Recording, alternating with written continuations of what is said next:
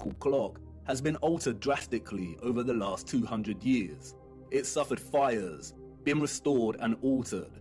And you can see that here in the way the projection of the Earth behind the clock has changed over time from a flat map to a bulging, unsightly sphere.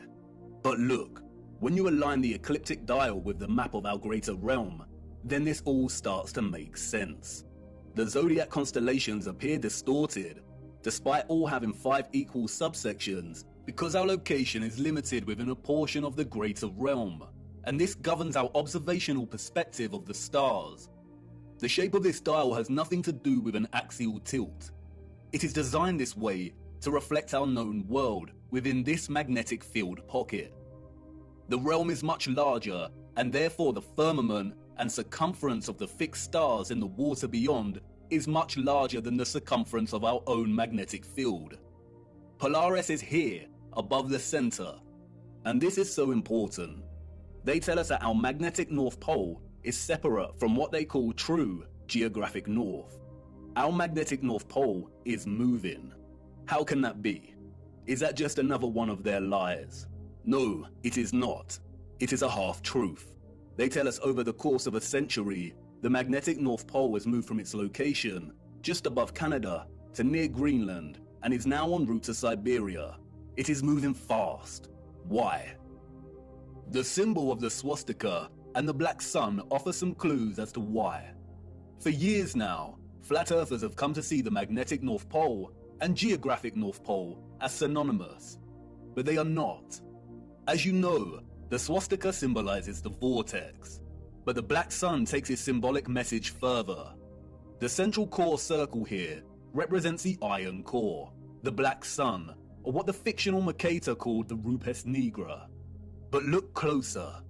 There is another ring outside of the central core. Remember, the black sun is the energetic core inside of the vortex.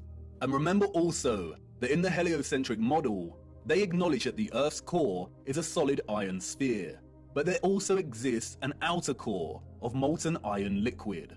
They also tell us that this liquid outer core is responsible for producing our moving magnetic field and poles. This is why the pole is moving, because the magnetic field is not emanating from the solid core, but from a volatile outer core. This is what the second circle here represents. And like everything heliocentric related, all you need to do is apply common sense and flatten the curve, and things start to make sense. There is not a spherical outer core, but some kind of electromagnetic coil, perhaps even made of molten iron, surrounding the central solid core. At the core we have a vortex opening, but the actual volatile energetic source is beneath. The central core is akin to a central clock dial. It's solid and remains fixed, and everything else moves around it. But it is also the keystone responsible for this entire movement. Everything surrounding our world moves. The stars above move, the sun and the moon, and the electromagnetic outer core under us, and all the while the land itself and central solid core remain stationary. And not only does this outer core move and take our magnetic North Pole with it, but it is highly likely that it moves in accordance with the precession of the equinox, in time with the stars above as they move from their fixed positions, which means that it probably moves 30 degrees of the realm's circumference every 2,160 years. The North Magnetic Pole is slowly moving, and it is as natural as the sun and moon's concentric journey above us. And this is why the symbol of the black sun is a 12-spoked wheel. Each spoke represents a fixed constellation of the zodiac. Each section is an individual age. And the result is a situation like this. Every 2,160 years, our North Magnetic Pole circles the inner solid core and vortex by 30 degrees. This is why the pole has moved from Canada and is en route to Siberia. It is traversing the outer central circle, or what is more appropriately termed the magnetic circle. We live inside of a perfect clock, inside of God's clock. The sun and moon circle our magnetic North Pole, which is situated roughly at the center of our known world's landmass. But this magnetic North Pole circles the inner vortex and completes a full revolution every 25,920 years. or what is referred to as a great year. Each great year consists of 12 precessional or astronomical ages of 2,160 years each. We are on the cusp of entering the age of Aquarius, and this is why our magnetic North Pole is en route to Siberia. As the North Magnetic Pole circumvents the central magnetic circle, the toroidal magnetic field moves with it.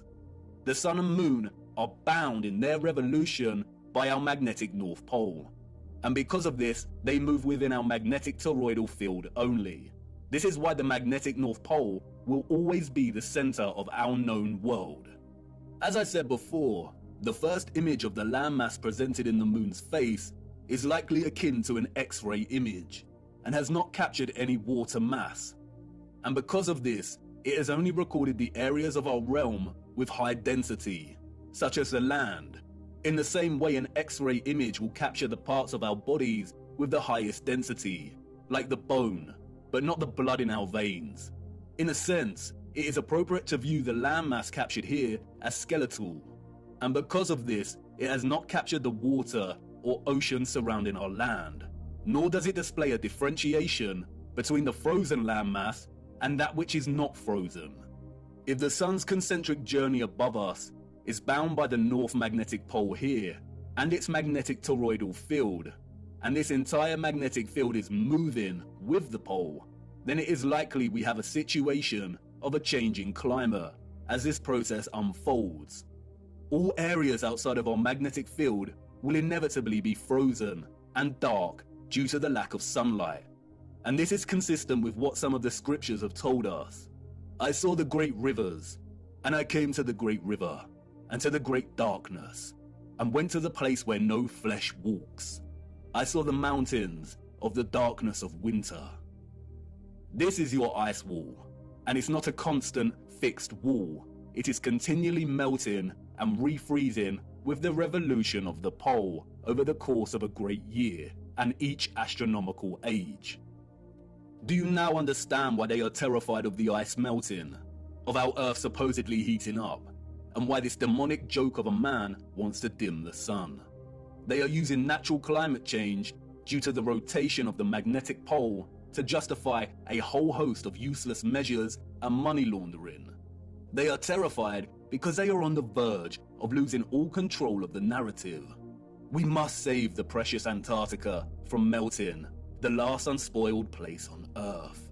But as you can see, there is no landmass for us to call Antarctica. It is a complete lie. When they refer to Antarctica, there is only the Antarctic Circle, and a lot of the footage at the so-called Antarctica could have been taken at any location around this circle. As you can also see, the landmasses of South America, New Zealand and Australia all fall within close proximity to the outer edge of the greater world map, and would therefore be within close proximity to the foundations of the firmament itself. This is most likely the reason there is heavy military presence in these regions. The changing climate, the melting of the Antarctic Circle, is as natural as day and night. It is a macro process of the larger clock we live within. We have already discussed how the constellations that the sun is in during the equinox and solstice form a cross on the zodiac wheel when signaling the age and tropic designation. We'll look closer at the Prague clock again. The central dial of the clock is placed within the center of our magnetic field, and the sun and moon move within this field. Our magnetic field is off center from the overall greater realm. It isn't an even cross, but a true cross, or what is now referred to as a Latin cross or crucifix. We live within the crossbeam of the cross. And in case you hadn't noticed, our magnetic field pocket within the greater realm also forms a crescent moon. Not the type of crescent moon associated with the alchemical Mercury and silver, but this kind of crescent moon. The same symbol that the controllers appropriated and redesignated to represent nobility. The cross and crescent are natural expressions inherent in the workings of the timepiece we live within. They are natural expressions of God's clock. And we got it wrong. Polaris is not situated 90 degrees above our North Magnetic Pole, in the region we call the Arctic, home to Greenland and Iceland. Polaris rests above the vortex at the center of the greater realm. And this is where the distinction between geographic cardinal directions and magnetic directions needs to be emphasized.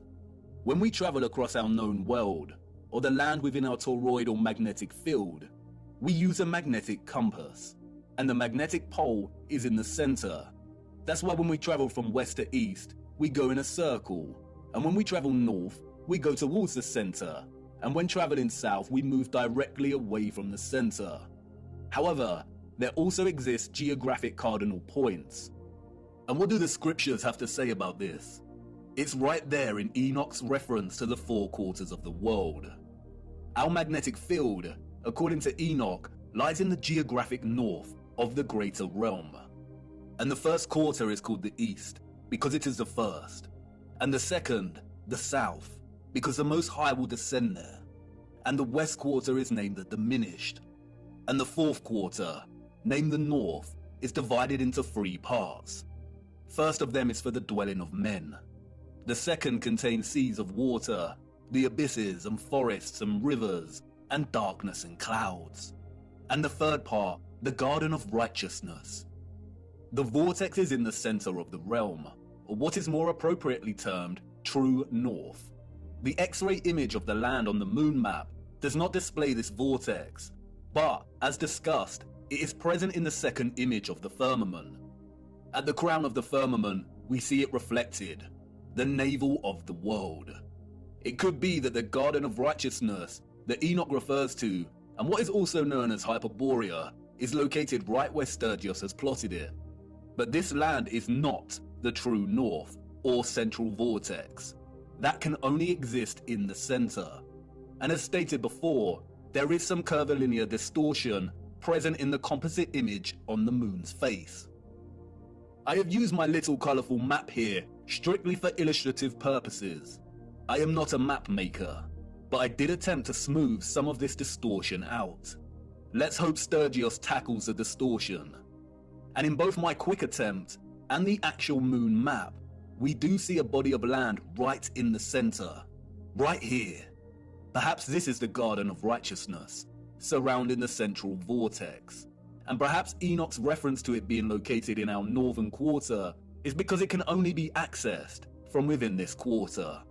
Who knows? It is likely that the controllers deliberately put Hyperborea at the Arctic in the fraudulent maps to throw anyone of a curious and adventurous nature off track. If someone set out to find true north, using these maps, they would fail. And because of the distinction between magnetic and geographic direction, finding true north would be a monumental feat, even without their deceptions. If anyone wanted to truly journey to the center of our greater realm, they would have a very hard time, and they would need to forsake the compass altogether.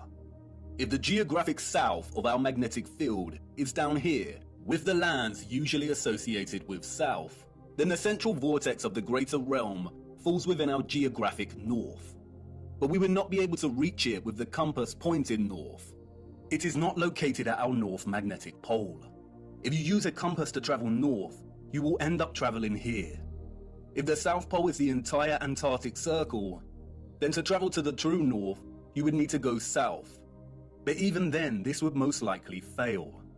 If the center is made of iron, then at some point it would supersede the southern magnetic pole of our magnetic field. If by chance you were lucky to head in the direction of true north, then the compass would most likely fail altogether due to the iron core. As the mysterious text, the Inventio Fortunata states, here the ship's compass loses its property, and no vessel with iron on board is able to get away. The only way to get to true north is by celestial navigation via Polaris, a skill set that has been generally eradicated from common knowledge. And I bet these oceans are heavily guarded. We will be returning to magnetic fields later in our journey. And we really need to reappropriate the definition of the word planet.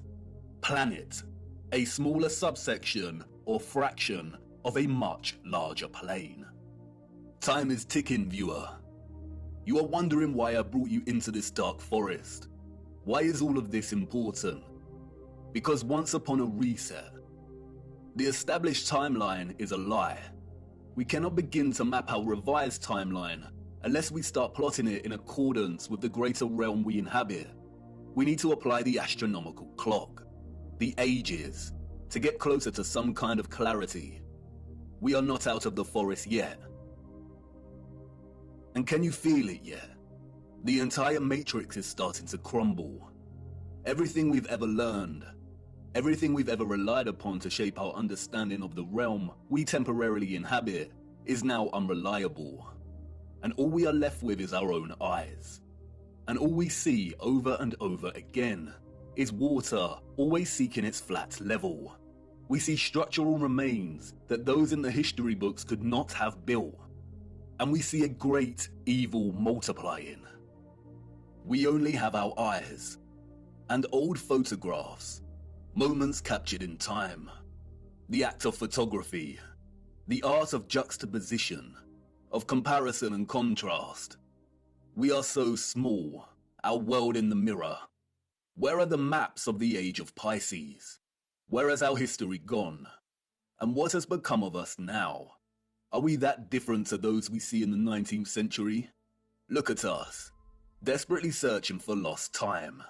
Our boots caked in mud, our entire days spent digging through the deception. Digging and moving the mud. Frantically digging, tired and aching, but not giving up. And what do we find? The same things that our ancestors of the 19th century found.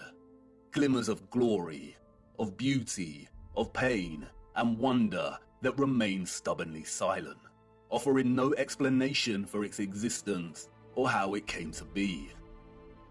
Old photographs and such glory. I haven't shown you just how impossible these structures are yet. The only thing these people have ever built is the lie, brick by brick, and I need to show you how they did it. Our world in the mirror, once upon a reset. There have been many great resets during our realm's history, all very different in nature. We need to look at all of them. How to reset time, to wind back the clock. The death and dawn of a new age. This was not the first reset, nor is it the last. It is happening again right now. Empty cities, such quietness. There is a war going on back home, viewer, and most haven't even realized. A peculiar and irregular type of war. Silent warfare, information warfare, biological warfare. A war as old as time itself. A war between the forces of light and those of darkness. And we're caught in the middle, on the cusp of the dawning of a new age. A war for Aquarius, the water bearer. Watch the water. And for us who fell in love with the truth, and who have resisted the darkness, we've had the armor of God on now for so long. How many of your friends and family have deserted you? How many of them left you stuck in the mud? And you've remained steadfast. But it's time we took a stand and became very loud. It's time to draw the sword of truth. The blind are going to need us because nothing can stop what is coming. The legend of Offerus, bearing Christ, bearing the truth so it can reach the masses. I will try my best to continue our journey, but as things become even darker, the lights will inevitably go out, and our journey may end here. But you have more than you know, more than you need. You've seen enough deception. Do not believe a single thing they say. We have to try and keep moving. The clock is ticking, and we don't have much time. We need to go to Siberia. There is something frozen in the ice that needs examining. Come on, it's time to address the big question. Who were the citizens of the future? And it's not what you think. The timeline is wrong, and the maps are fake. This is not the answer. No. For you see, they had a king over them, and not just any